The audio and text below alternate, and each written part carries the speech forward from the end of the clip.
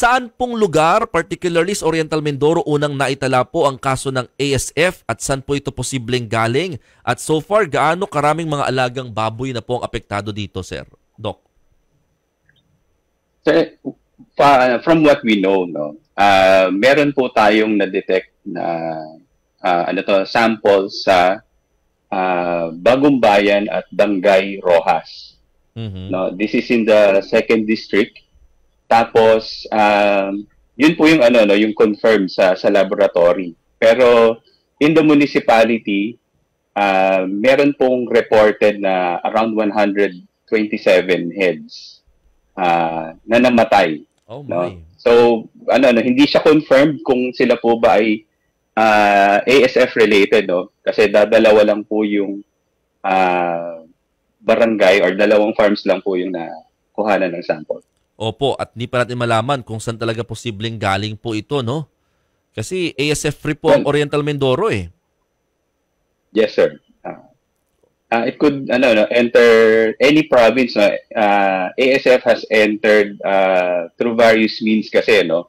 Yung mga processed pork products, mga biyahero, mga sasakyan. So, yun po yung mga tinitignan. Medyo bothered po siguro ang mga magbababoy dyan sa inyong probinsya. Pero gaano po ba karami mga nagbababoy po dyan sa Oriental Mindoro? Is it, po ba? Part ng mga parang pangunahin po ba ito na ikinabubuhay po ng ating mga kababayan dyan? Well, madami po yung nag-aalaga din ng baboy dito sa amin, no? And talagang bothered po ang marami. Kaya lang we're talking with the LGUs, no, at sa mga stakeholders na kailangan pong maging mahinahon tayo ngayon, no. Meron pong mga protocols na kailangan sundin, and hopefully kung matitrace po natin ang mga ongoing cases, no, mako-contain natin yung sakit. So we're looking towards that. Do you have a figure, Doc, kung gaano karami ba mga magbababoy o mga nag-aalaga po ng baboy or certain percentage po siguro dyan sa inyong province? I don't have yung actual figures, pero ang dami ho kasi. Madami ho talaga, no? Kasi isa pong agriculture din talaga, no? Yes, sir, no? Kung titignan po natin, maraming tao po yung nag-aalaga ng baboy to augment their income. So, merong mga backyard, may mga commercial farms. As to the yung exact figure, it's hard to give a figure, no? Pero just to give you an idea, no, dun sa volume na nilalabas po dito sa Oriental Mindoro, sa Calapan Port, on the average, it's around mga 20,000 heads per month, no? Tapos okay. meron din pong shipments going out to Aklan. Okay. Para lang po ulit sa kaalaman ng lahat, Doc, hindi nakakaapekto sa tao ang ASF, pero gaano po katindi ang sakit na ito sa baboy? So tama po kayo doon, no? Hindi nakakaapekto po ito sa kalusugan ng tao. No, so safe pa rin pong kumain ng baboy, yes. No, na dumaan po sa maayos na meat inspection. No, that being said, eto yung sa pagdating naman po sa baboy, medyo nagbago po yung clinical picture ng ASF.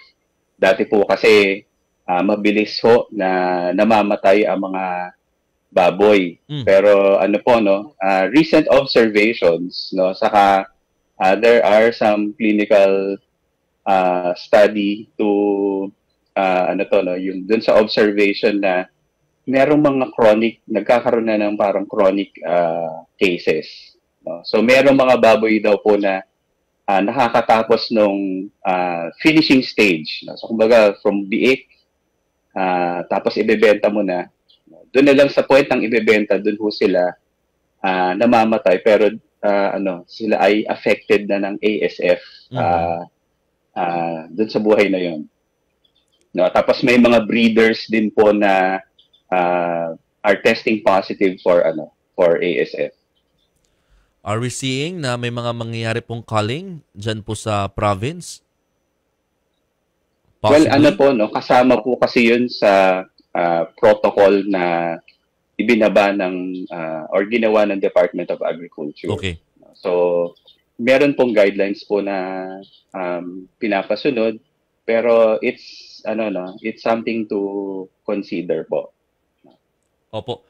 Sir, ano pong aksyon ang ginagawa naman ng probinsya para mapigilan pa po itong pagkalat ng ASF dyan sa Oriental Mindoro? At titigil din po ba kayo sa pagtitinda ng baboy sa labas ng Oriental Mindoro? Well, ano po, no, last week pa po, no, nung meron na ho kaming, kasi yung ano po, no, sa istorya nito, kumbaga, last Monday, nireport po sa amin ng LGU, tapos nagsagawa po kami ng disease investigation and sampling. No, kumuha po kami ng sample. Tapos nagpadala po kami ng sample dahil isla po kami, no. So kailangan pa kong i-ship out ito sa Quezon City. No, pero during that period, no, we've already talked to the LGUs, no. So we have 14 municipalities in one city. Sinabi na namin na you need to act, yung proactively, no. You need to preempt, no, in case, yung worst case scenario, which is right now, no, kumbaga, na kayo, no, i-activate ang ASF task force, no, tapos if needed, to conduct checkpoints dun sa kanila mga municipal boundaries. So they've done that. Tapos kinakausap nga po ng mga LGUs ang kanila mga task force members. So kailangan po naming yung talagang tignan kung paano mapapanatili yung trade or yung shipment ng baboy kasi it's it's a vital livelihood. So maraming pamilya ang nakadepende po sa sa pag-aalaga ng baboy, no. So yung mga nagtitinda ng feeds, suki nila ang mga nag-aalaga ng baboy, no. Etong mga biyahero, meron din sila mga pahinante na mayroong pamilya. So it's a big industry na we really need to keep going. Opo. Dok, panghuli na lamang, ano pong panawagan natin sa mga magbababoy dyan po sa probinsya nyo po sa Oriental Mindoro at syempre sa mga consumers? Yeah. Well, sa mga magbababoy po, no, early detection po ang kailangan natin, no. So you need to report to your local government units, no. Wag po nating itago, no. Pinagbabawal po, ni-recommend na namin na bawal po ang pagkakatay ng baboy sa bakuran or sa likod bahay, no. So para ho maiwasan natin ang pagkalat pa ng ASF virus, no. Sinabi na matagal na rin po namin sinasabi na to practice strict biosecurity measures, no.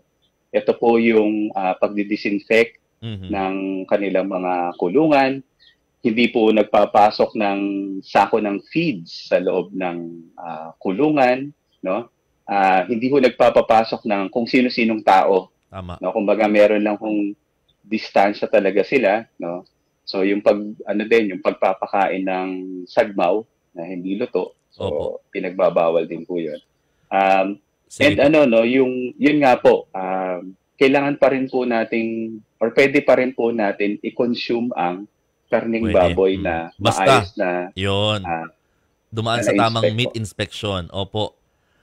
Doc, maraming salamat sa inyong oras at magandang umaga po ha. Thank you, sir. Dito tayo sa totoo.